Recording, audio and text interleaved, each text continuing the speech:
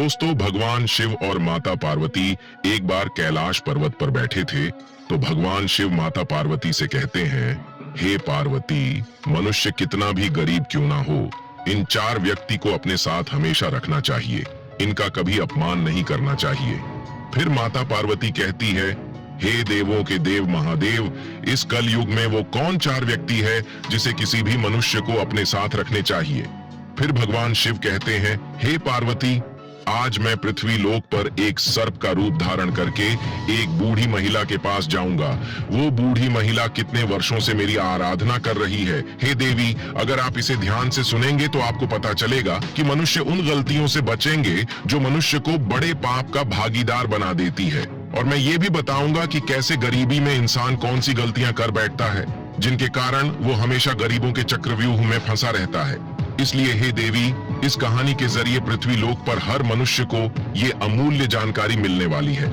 तो दोस्तों, आप भी इस कहानी को ध्यान से सुने। फिर भगवान शिव कहते हैं कि मनुष्य के जीवन में कब कौन सी बात काम आ जाए पता नहीं है। हे देवी, आपने अक्सर देखा होगा कि पृथ्वी लोक पर परिवार की महिलाएं अधिकतर विवादों में शामिल होती हैं, कभी किसी एक बात पर तो कभी दूसरी बात पर। उनके बीच झगड़े होते रहते हैं। परिवार में अक्सर छोटी छोटी बातों के लिए भी तनाव हो जाता है। लेकिन जिनके बड़े परिवार होते हैं वहां तो आपसी विवाद कभी खत्म ही नहीं होते। दिन रात तकरार चलती रहती है। कई बार छोटी छोटी बातें इतनी बड़ी लड़ाई का रूप ले लेती हैं कि व्यक्ति उसमें फंस कर रह जाता है। चाहे वो बच्चे हों या महिलाएं, इसके परिणाम स्वरूप परिवार के पुरुषों को भी नुकसान और दुख का सामना करना पड़ता है।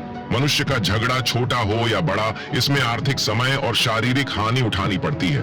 हे देवी, आप कहती हैं कि जिस घर में परिवार की महिलाएं आपस में लड़ती हैं, विवाद करती हैं, वहां की सुख शांति हमेशा के लिए समाप्त हो जाती है, यानी कि उस घर में प्रगति रुक जाती है। ऐसे घर में कभी समृद्धि नहीं होती और जीवन में कई समस्याएं आ जाती हैं।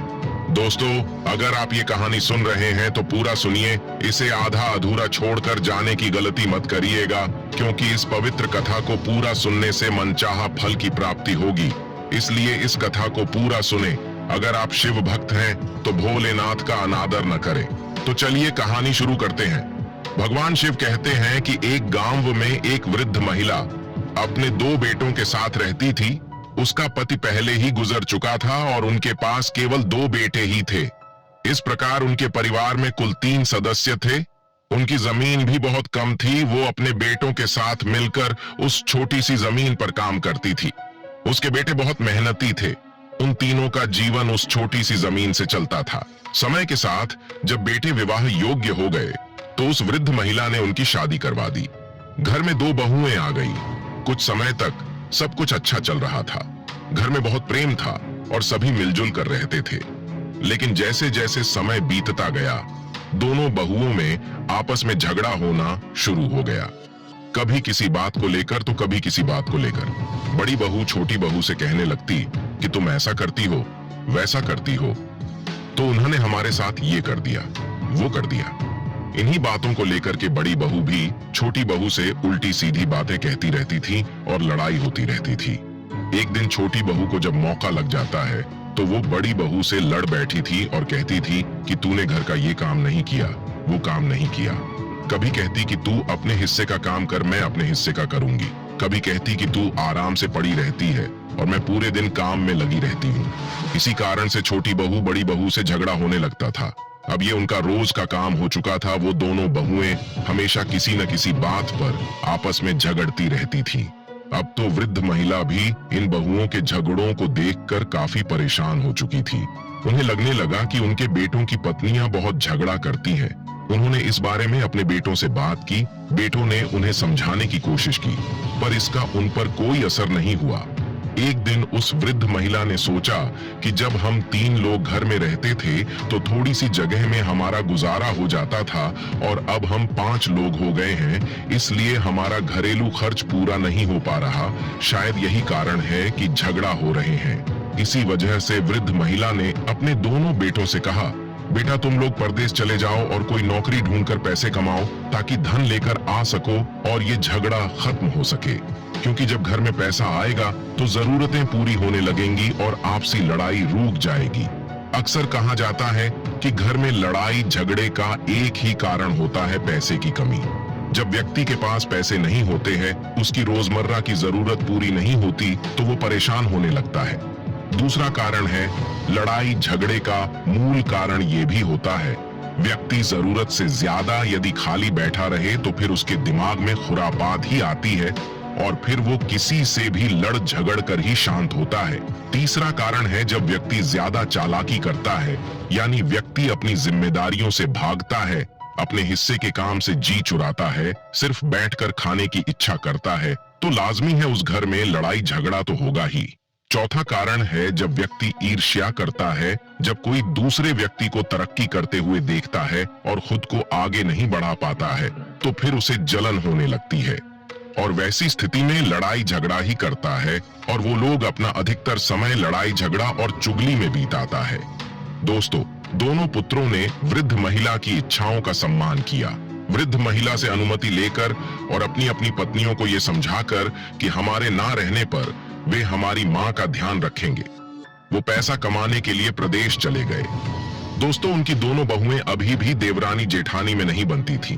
एक दिन बड़ी बहू को वृद्ध महिला ने समझाया कि तुम बड़ी हो और वो तुमसे छोटी, तुम्हारे पति प्रदेश में धन कमा रहे हैं और तुम दोनों यहाँ आपस में झगड़ा कर रही हो, ये उचित नहीं है। वो तुमसे छोटी है, इसलिए उसकी छोटी मोटी गलतियों को सहन करना सीखो।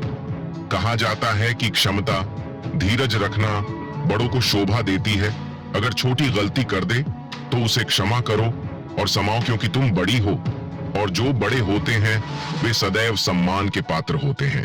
अपनी सास यानी वृद्ध महिला की बात सुनकर बड़ी बहू क्रोध में चिल्लाती है और कहने लगी, आप छोटी बहू की वफादारी कर रही हो, आप मुझे समझाकर उसे लड़ने के लिए उसका और मनोबल बढ़ा रही हो।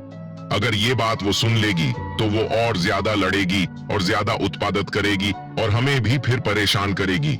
इसका मतलब है कि आप उसे लड़ने का मौका दे रही है, उसे कुछ भी नहीं कहती। वृद्ध महिला ने कहा, तुम इतना गुस्सा क्यों हो रही हो? क्योंकि पहले बड़े को ही समझना चाहिए, उसके बाद छोटे को समझाना चाहिए। मैं तुमको समझा रही हूँ, फिर छोटी को भी समझाऊंगी। दोस्तों, वृद्ध महिला की बात सुनकर बड़ी बहू ने थोड़ा बहुत काम किया और गुस्से में चली गई। इधर अगले दिन फिर लड़ाई होती है तो छोटी बहू के पास जाकर बुढ़िया समझाती है और कहती है, देख बहू, वो तुझसे बड़ी है और तू छोटी है, फिर ऐसे क्यों झगड़ती हो? घर में बार बार क्यों लड़ाई करती है? तेरा पति यानी मेरा बेटा तो घर पर नहीं है, वो प्रदेश में पैसे कमाने गया है और तुम यहाँ झगड़ा कर रहे हो। ये ठीक नहीं है। मोहल्ले और पड़ोसियों के लोग देखकर हम पर हंसते हैं। इसलिए घर में शांति से और प्यार से रहो। जब घर में प्रेम होता है तो धन और समृद्धि अपने आप आती है। छोटी बहू ने सोचा कि ये वृद्ध महिला बड़ी बहू का पक्ष ले रही है। छोटी बहू कहने लगी, अरे बुढ़िया, तुम ज्यादा हमें समझाने की कोशिश मत करो और नहीं तो मैं तुम्हारा भी अपमान कर बैठूंगी। मैं जानती हूँ तू अपनी बड़ी बहू को बहुत चाहती हो और मुझे फूटी आंख से भी नहीं देखती। दोस्तों, छोटी बहू को समझा कर वृद्ध महिला भी चली गई और विचार करती है कि इन दोनों की बुद्धि खराब है, ये मानेगी नहीं, इन्हें समझाओ तो ये उल्टा मुझसे ही सवाल करती है, मुझसे लड़ने की बात करती है। फिर वृद्ध महिला ने विचार किया, इससे तो अच्छा यही है कि अपनी इज्जत यदि बचानी है तो इन्हें समझाना बंद करना होगा। कहते हैं, जहां पर अपनी बात की कोई अहमियत ना हो वहां बोलने से अच्छा है चुप रहना चाहिए। यदि आप वहां बोलने जाएंगे तो आप उनके दुश्मन बन जाएंगे। वृद्ध महिला सोचने लगी कि मेरी बात किसी को पसंद नहीं आ रही है, उल्टा ये दोनों मुझ पर हावी हो जाती हैं। अगर किसी दिन हाथ उठा दिया, यदि ये दोनों कभी मुझे मारने लगी तो मैं अपना मुंह दिखाने लायक नहीं रहूंगी, इसलिए उन्हें समझाना मेरे लिए मुश्किल है। दोस्तों, अब वो दोनों बहुएं अपनी सास यानी बुढ़िया से बहुत घृणा करने लगती हैं। कोई भी उनसे खाने के बारे में नहीं पूछती। बुढ़िया को खुद ही रसोई में जाकर खाना लेना पड़ता है। वो बुढ़िया से इतनी नफरत करने लगी कि दोनों बहुएं बुढ़िया को अपने घर में रखना नहीं चाहती थी। वो सोचती थी कि काश ये बुढ़िया घर से भाग जाए या मर जाए, लेकिन उन्हें ऐसा कोई बहाना नहीं मिल पा रहा था जिससे वो बुढ़िया को घर से बाहर निकाल सके। दोस्तों, अगला दिन होता है तो उन्होंने अपनी लड़ाई फिर शुरू कर दी। तब वृद्ध महिला ने एक कट्टा उठाया और घास काटने के लिए जंगल में चली गई, क्योंकि कहते हैं व्यर्थ की लड़ाई झगड़ा अपने कानों से सुनना भी नहीं चाहिए। अगर आप खड़े होकर वो लड़ाई सुनेंगे तो हो सकता है कि आपको बोलना भी पड़ जाए। इसीलिए सबसे अच्छा तरीका है वहां से निकल जाओ। वृद्ध महिला घास काटने के लिए जंगल में चली गई और शाम को लौट कर आई थी। तब तक उन दोनों की लड़ाई खत्म हो चुकी थी। इसी तरह से जब अगला दिन होता है उनकी लड़ाई शुरू हो जाती है। तो बुढ़िया अपना कटा उठाती है और घास काटने के लिए जंगल की ओर निकल जाती है। ये सब देखकर वो भगवान भोलेनाथ को याद करती है। उस वृद्ध महिला की ये दशा देखकर भगवान शिव एक सर्प का रूप धारण कर उस जंगल में जाते हैं। जब वो वृद्ध महिला जंगल में घास काट रही थी तभी उसके पास एक विशाल सर्प जो भगवान शिव थे वो वहां आ गए। विशाल सर्प को देखकर वृद्ध महिला भय से कांपने लगी। उसे लगा कि आज उसकी जान नहीं बचेगी और सर्प उसे निश्चित रूप से खा जाएगा। भय से कांपती वृद्ध महिला को देखकर सांप ने मनुष्य की भाषा में बोलना शुरू किया और कहा, माता तुम डरो मत, मैं तुम्हें कोई हानि नहीं पहुंचाऊंगा। मैं यहाँ तुमसे अपना दुख साझा करने आया हूँ, क्योंकि मैं बहुत परेशान और दुखी हूँ। सर्प के मनुष्य की भाषा में बोलने पर वृद्ध महिला के दिल को कुछ शांति मिली। उसने एक गहरी सांस ली और सोचा कि सर्प मनुष्य की आवाज में बोल रहा है। फिर वृद्ध महिला ने पूछा कि हे नाग देवता, बताइए आपको क्या परेशानी है।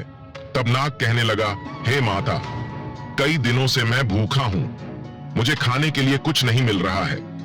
यदि आप मुझे कुछ खाने को दे दो तो मेरे प्राण बच जाएंगे। मैं बिल्कुल मरने की कगार पर पहुंच चुका हूं, क्योंकि मैं जिस आश्रम पर रहता था उस आश्रम के जो ऋषि थे अब उनका देहांत हो चुका है।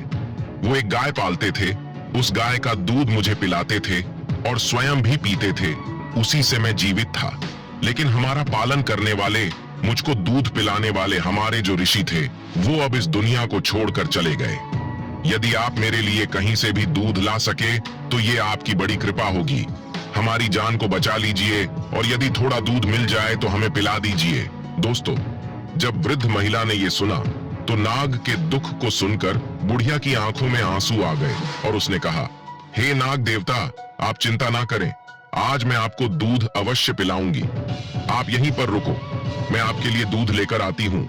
वो बुढ़िया नाग देवता से बात करने के बाद अपने घर लौट गई। जैसा कि रोज होता है, दो बहुएं देवरानी और जेठानी तैयार होकर आपस में झगड़ने लगी।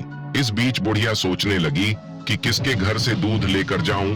अगर वो बड़ी वाली के घर से दूध ले जाती है और उसे पता चल जाएगा तो वो उससे झगड़ने लगेगी, और अगर छोटी वाली के घर से दूध ले जाती है और उसे पता चल जाता है तो वो भी उससे झगड़ने लगेगी।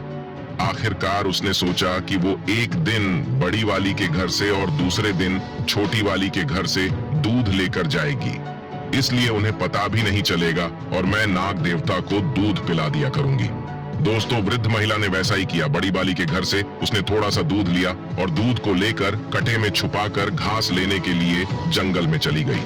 तब तक वो नाग देवता भी वहां आ जाते हैं और कहते हैं, हे माता, मेरे लिए कुछ दूध लेकर आई हो। फिर बुढ़िया कहती है, हाँ नाग देवता, मैं आपके लिए दूध लेकर के आई हूँ। उस बुढ़िया ने तुरंत वो दूध नाग देवता के आगे रख दिया। जब नाग देवता ने दूध पी लिया तब उसे शांति मिली। तब नाग देवता कहने लगे, हे माता, आपने आज हमारी जान बचा ली। आपने मेरे ऊपर बहुत बड़ा उपकार किया है, मैं आपकी मदद को जीवन भर नहीं भूलूंगा। बुढ़िया ने कहा, हे नाग देवता, मैं आपसे एक और प्रश्न करना चाहती हूँ। उस समय में डर के कारण आपसे पूछ नहीं पाई थी, लेकिन अब भी मैं पूछना चाहती हूँ कि आप एक सर्प होते हुए भी मनुष्य की भांति कैसे बोल पा रहे हैं? क्या आप वास्तव में नाग देवता हैं या कोई और है? तब नाग देवता जो भगवान शिव थे, फिर उन्होंने उत्तर दिया, हे माता, मैं एक श्राप के कारण नाग बन गया हूँ। मैं एक राजा के घर नाग रूप में जन्मा था और मेरे पिता ने मुझे नाग समझकर जंगल में छोड़ दिया था। मेरा श्राप केवल 25 वर्षों का है। मेरी मुक्ति अब ज्यादा दूर नहीं है। 1 वर्ष के बाद मुझे मेरा मनुष्य शरीर वापस मिल जाएगा। मैं उस समय का बेसब्री से इंतजार कर रहा हूँ। नाग देवता ने अपनी कहानी वृद्ध महिला से कही। वृद्ध महिला को उसकी व्यथा सुनकर उस पर प्यार आ गया। फिर वो रोजाना अपनी बहू के घर से दूध छुपते छुपाते लाने लगी और नाग देवता को पिलाने लगी। कभी वो दूध बड़ी बहू के घर से लाती तो कभी छोटी बहू के घर से। इस प्रकार वो नियमित रूप से नाग को दूध पिलाने लगी। नाग देवता भी हर रोज उस स्थान पर आता और वृद्ध महिला के हाथों से दूध पीकर बहुत खुश होते। भगवान शिव को ऐसा लगता जैसे उन्हें अपनी असली मां मिल गई हो। फिर एक दिन क्या हुआ कि बहू ने देखा कि उनका दूध रोजाना कम हो रहा है। उन दिनों बहुओं ने आपस में चर्चा की और एक दूसरे से कहा कि कोई हमारा दूध चुरा लेता है, हमारा दूध कैसे कम हो जाता है। हर तीसरे दिन हमारा दूध कम हो जाता है। बड़ी बहू ने भी कहा कि हमारा भी हर तीसरे दिन दूध कम हो जाता है। हमारे दूध को कोई चुरा लेता है, लेकिन दूध चुराने के लिए हमारे घर में कौन आएगा। फिर उन्होंने विचार किया कि केवल बुढ़िया ही रसोई के अंदर जाती है और तो कोई जाता नहीं। फिर हमारे दूध को भला कौन चुरा सकता है। पड़ोसी हमारे घर में आते नहीं है। तब छोटी वाली ने कहा, दीदी तुम्हारा चोर और मेरा चोर एक ही है, चलिए हम उसे छुप कर देखते हैं। फिर दोनों ने योजना बनाई और छुप कर देखने लगी। इधर अगला दिन होता है तो वृद्ध महिला रोज की तरह बड़ी वाली के घर में जाती है और रसोई में घुस जाती है। वे दोनों छुप कर देख रही थी। वृद्ध महिला ने बड़ी वाली के घर से दूध लिया और कटे में छुपाया और घास कटाने के बहाने जंगल को चली गई। इधर बुढ़िया को दूध ले जाते उन दोनों ने देख लिया। तब छोटी वाली ने कहा कि चलिए देखते हैं ये बुढ़िया दूध लेकर जंगल में कहां जाती है और किसे पिलाती है, खुद पीती है या किसी और को पिलाती है।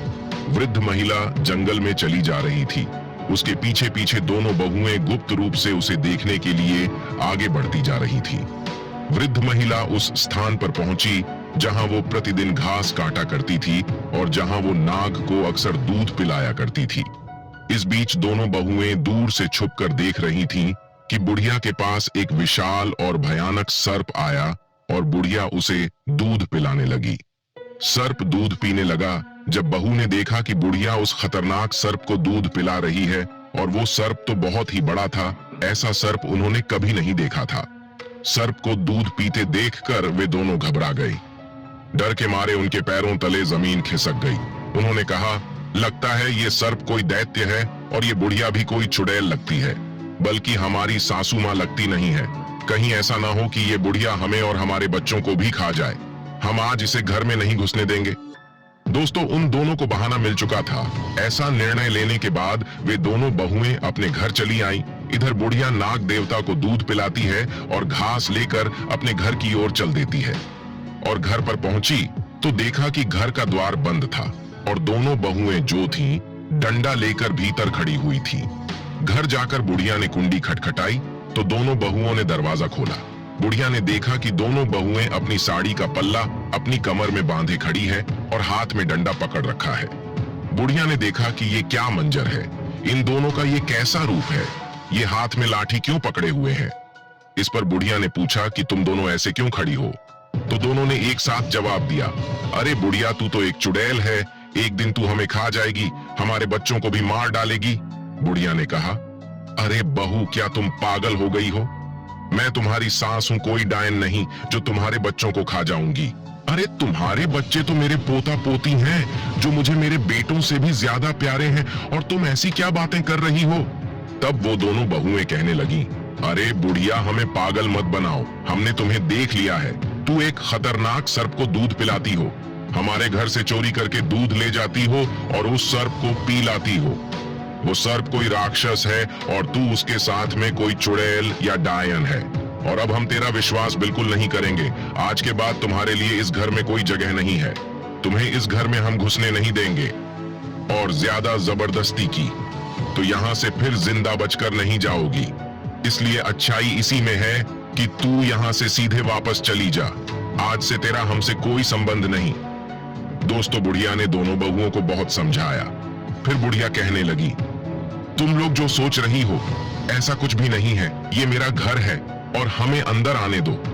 दोस्तों, अब परिणाम ये हुआ कि दोनों बहुओं ने उस बुढ़िया को घर में घुसने ही नहीं दिया। बुढ़िया ने जबरदस्ती की तो एक डंडा बुढ़िया को मार दिया और उसे धक्के मारकर घर से बाहर निकाल दिया। रात का समय था और अंधेरा हो चुका था। बुढ़िया अपनी बहू से रोते हुए कहने लगी, मैं इस रात में कहां जाऊंगी, उसकी बहू ने उत्तर दिया, हमें तुमसे कोई सरोकार नहीं है, चाहे तुम कहीं भी जाकर मरो। और इसके बाद उन्होंने घर का दरवाजा बंद कर दिया। बुढ़िया वहीं पर रोती रही। फिर उसने सोचा, रोने से अब क्या लाभ होगा, वो दोनों दरवाजा नहीं खोलेंगी। उसने तय किया कि उसे कहीं और शरण ढूंढनी चाहिए। इसलिए वो रात में ही उस स्थान पर गई जहां वो आमतौर पर घास काटा करती थी और उस नाग देवता का इंतजार करने लगी, जिसे वो दूध पिलाया करती थी। हालांकि रात को नाग देवता नहीं आए क्योंकि उनका आना दिन के समय ही होता था। वहां एक विशाल बरगद का पेड़ था जिसके पास वो बुढ़िया लेट गई। रात भर वो बरगद के पेड़ के पास बैठी रही और सुबह का इंतजार करती रही थी। जैसे ही सूरज उगा वो नाग देवता वहां पहुंच गया। जब नाग देवता वहां आए उस समय वो बूढ़ी औरत नहीं दिखाई दी। वो कभी इधर उधर देखता रहा, लेकिन जल्द ही उसकी नजर पड़ी कि बरगद के पेड़ के पास जहां वो बुढ़िया रो रही है। नाग तुरंत वहां पहुंचा और पूछा, हे माता, आपको क्या हुआ है? आप क्यों परेशान हो? आप क्यों रो रही हो? बूढ़ी औरत रोते हुए बोली है, हे नाग देवता, मेरी बहुओं ने मुझे घर से निकाल दिया है। मैं तुम्हारे लिए दूध लाया करती थी। वो दूध मैं अपनी बहू से छुपा कर लाती थी, लेकिन उन्होंने देख लिया आपको दूध पिलाते हुए और वो कहती हैं कि मैं चुड़ैल हूँ। वे सोचती हैं कि मैं उनके बच्चों को और उन्हें मार कर खा जाऊंगी, इसीलिए उन्होंने हमको घर में नहीं घुसने दिया, मुझे घर से बेघर कर दिया। हमारे बच्चे घर पर नहीं हैं, दोनों बेटे परदेश में नौकरी करने गए हैं। अब मैं क्या करूं, कहां जाऊं? दोस्तों, नाग देवता को बुढ़िया ने सारी बात बताई। तब नाग देवता कहते हैं, हे माता, आप घबराओ नहीं और मुझे ही अपना बेटा समझो। आज से मैं आपका बेटा हूं। नाग देवता की बात सुनकर बुढ़िया बड़ी प्रसन्न हो जाती है। फिर नाग कहता है, आप घबराइए नहीं, आप हमारे साथ आइए। दोस्तों, इसके पश्चात वो नाग देवता बुढ़िया माता को साथ लेकर घने वन में जाता है। आगे आगे नाग देवता चलते हैं और उसके पीछे वृद्ध माता। वे एक विकराल जंगल में पहुंचते हैं जहां नाग देवता बुढ़िया माता को लेकर आते हैं। जहां वो आश्रम में दूध पीने जाता था, नाग बुढ़िया को उस आश्रम तक ले आता है। बुढ़िया पूछती है, बेटा, ये आश्रम किसका है? ये तो बहुत ही मनोरम है। तब नाग देवता कहता है कि ये आश्रम एक ऋषि महात्मा का था जो अब परमात्मा को प्यारे हो गए हैं। उनका देहांत हो गया है। मैं यहाँ पर ही रहता था और इसी आश्रम में मुझे उस साधु ने गाय का दूध पिलाया था। गाय भी यहीं कहीं आसपास होगी। वो बेचारी भटक रही होगी। अगर वो हमें देख लेगी तो निश्चित ही यहाँ आ जाएगी। कुछ समय पश्चात वो गाय भी वहां आ जाती है। गाय के थन दूध से भरे हुए थे। तब नाग देवता कहते हैं, हे माता, इस गाय का दूध निकालिए और आप भी पी लीजिए, हमें भी पिलाइए। दोस्तों, बुढ़िया गाय का दूध निकालती है। उसके बाद उस नाग को दूध पिलाती है और स्वयं पीती है। फिर नाग कहता है, हे माता, अब आप घबराइए नहीं, आप निश्चिंत होकर इस आश्रम पर रहे। ये गाय हमारे लिए दूध देगी और यहाँ ऋषि महात्मा की कृपा है। वो एक अपनी कृपा छोड़कर यहाँ से चले गए हैं। ऋषि महात्मा की कृपा से यहाँ अन्नपूर्णा का वास रहता है।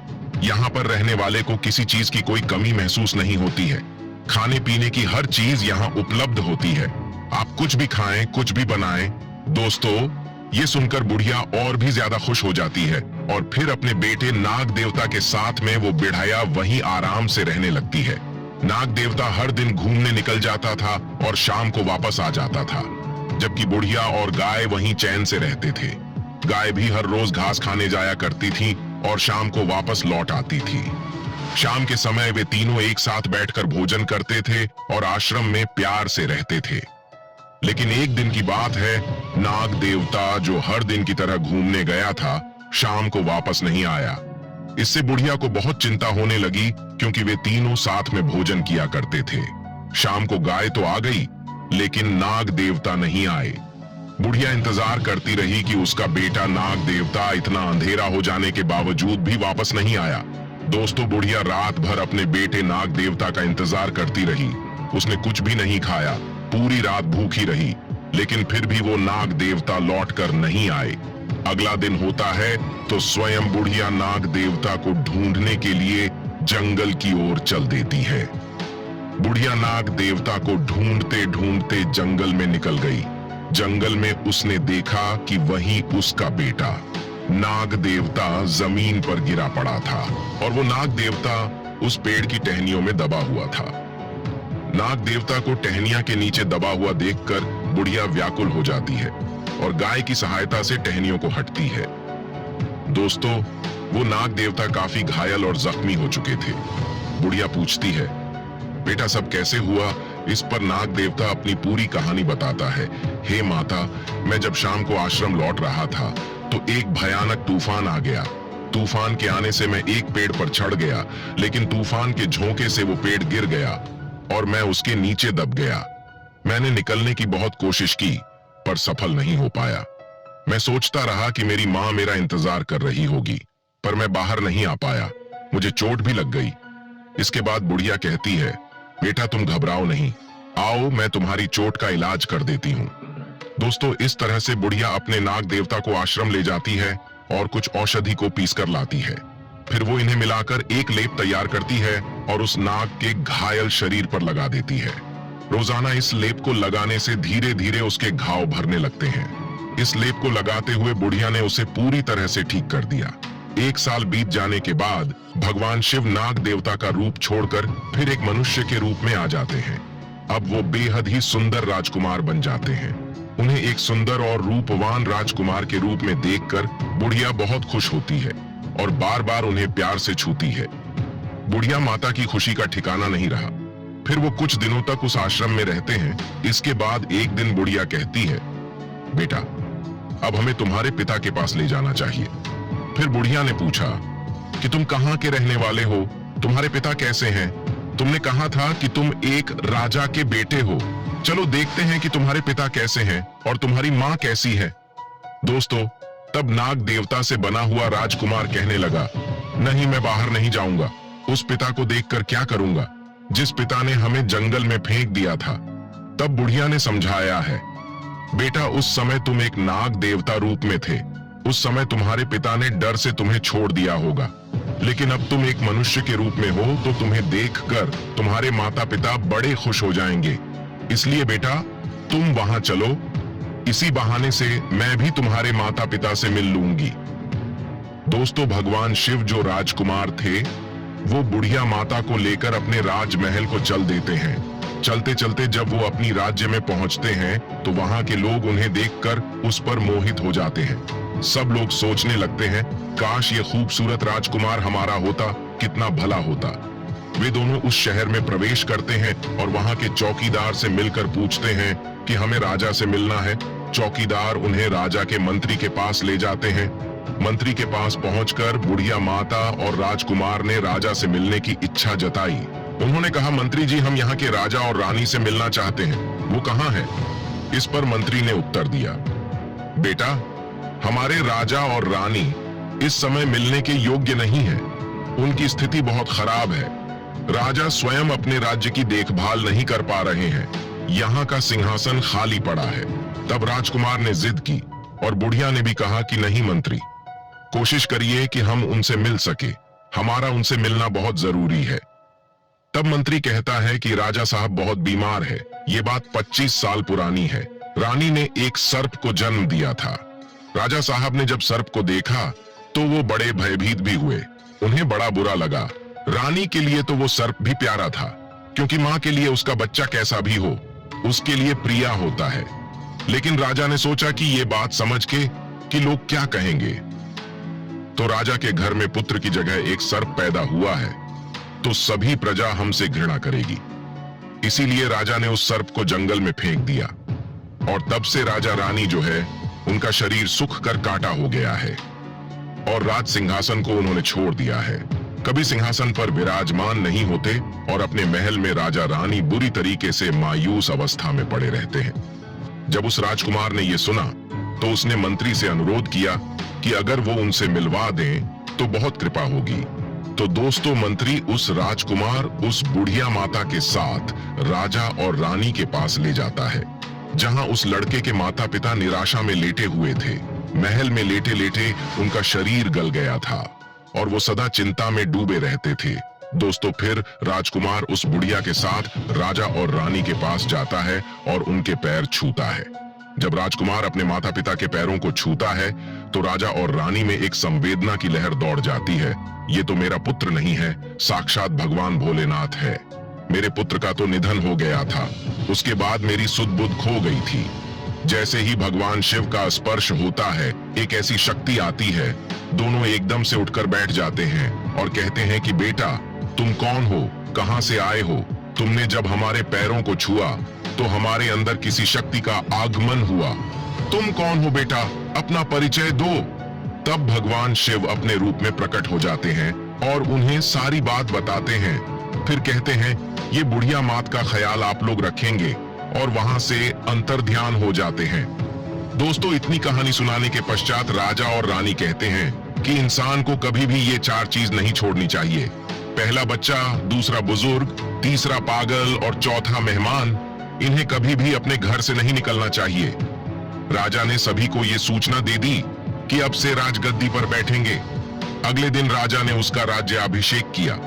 उसी दौरान वो बुढ़िया थोड़ी उदास हो जाती है, सोचने लगती है, अब मैं कहां जाऊं? दोस्तों, तब राजा कहते हैं, हे माता, आज से तुम यहाँ की राजमाता कहलाओगी। अब बुढ़िया बहुत ही प्रसन्न होती है। जब वो बूढ़ी माँ के दोनों बेटे घर लौटे और उन्होंने अपनी माँ को घर में ना पाया, तो उन्होंने अपनी पत्नियों से पूछा कि हमारी माँ कहाँ गई है। उनकी पत्नियों ने उत्तर दिया कि तुम्हारी माँ एक चुड़ैल और डायन थी, इसीलिए मैंने उन्हें मार कर भगा दिया। वो हर दिन जंगल में जाकर सर्प को दूध पिलाया करती थी। अपनी पत्नियों की इस बात को सुनकर बूढ़ी माँ के दोनों बेटे क्रोध से भर उठे और अपनी पत्नियों को डांटते फटकारते हुए उन्हें घर से निकालने लगे। वो बोले, तुम्हें शर्म नहीं आती? हमारी माँ को चुड़ैल और डायन कह रही हो। हमारी माँ कहाँ है? जल्दी बताओ, नहीं तो तुम्हें छोड़ेंगे नहीं। लेकिन उन बहुओं को असल में नहीं पता था कि बूढ़ी माँ इस समय कहाँ है। अब तो उनके पति रोजाना उन्हें डांटते फटकारे थे, उन्हें मारते पीटते थे। धीरे धीरे उनकी हालत खराब हो गई, क्योंकि न तो उन्हें चैन से भोजन मिल रहा था, न कोई सम्मान। उनके ही बच्चे उनसे नफरत करने लगे थे। सब लोग उन्हें घृणा की नजर से देखने लगे थे, क्योंकि कहते हैं ना कि जो अपने बड़े बूढ़ों का अनादर करता है, अपमान करता है, तो उसका भी अपमान समाज करता है। उनके बच्चे भी उनका सम्मान नहीं करते। इधर दोनों बेटों को ये पता चल जाता है कि उसकी माँ जो है वो एक राज्य की राजमाता है। तो फिर दोनों बेटे बड़े खुश होते हैं और सोचते हैं कि हमारी माँ बड़ी दयालु स्वभाव की थी, रोज भगवान शिव की पूजा पाठ करती थी। इस प्रकार भगवान शिव ने उन्हें कितना उच्च पद प्रदान किया है। बेटों को ये सुनकर बहुत आनंद आता है और इसके बाद वे राज दरबार में जाते हैं। राजा की सहायता से अपनी वृद्ध माता राजमाता से मिलते हैं और उनसे कहते हैं, हे माँ, अब आप घर चलिए, हम आपको लेने आए हैं। तब वो वृद्ध माँ कहती है, मेरे बेटे, मैं यहाँ रहकर खुश हूँ। यहाँ हमारे पास एक और बेटा है। तुम बिना किसी चिंता के जाओ, मेरा आशीर्वाद तुम्हारे साथ है। अपनी पत्नी और बच्चों के साथ सुखपूर्वक जीवन व्यतीत करो। इस प्रकार अपनी माँ का आशीर्वाद प्राप्त कर दोनों भाई घर लौट आते हैं।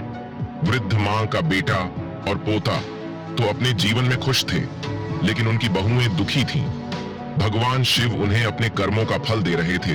इतना कहकर भगवान शिव इस कथा को समाप्त करते हैं। दोस्तों, जीवन में एक बात हमेशा ध्यान रखना कि अपने माता पिता, घर के बड़े बुजुर्गों के साथ दुर्व्यवहार कभी न करें। अपने माँ बाप को घर से कभी मत निकालना, उनकी सेवा करें। जो लोग अपने माता पिता की सेवा नहीं करते, भगवान उन्हें अवश्य दंडित करते हैं। दोस्तों, आज की ये वीडियो अच्छी लगी हो तो हमारे चैनल को सब्सक्राइब जरूर करें। अगर आप भगवान शिव के सच्चे भक्त हैं तो चैनल को सब्सक्राइब और वीडियो को लाइक करके कमेंट में हर हर महादेव लिख दीजिए। मिलते हैं अगली वीडियो में। आप अपना ख्याल रखें।